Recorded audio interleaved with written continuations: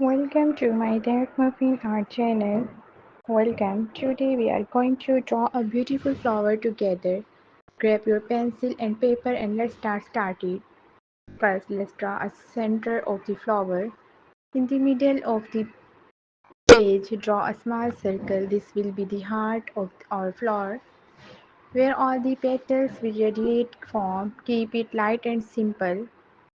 Next, let's sketch a petal starting at the edge of the circle. Draw long oval shapes radiating outwards. These are your petals. Try making each petal curve slightly outward to give them a natural look. Draw as many petals as you like.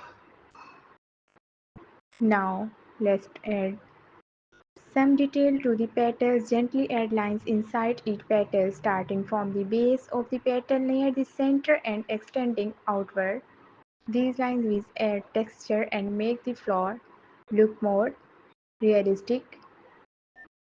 Time for the stem and leaves. Draw a straight line down from the bottom of the flower to create the stem. Then add 2 or 3 long, narrow leaves along the stem. Make sure they taper to a point at the end, just like a real life. Thanks for watching this video.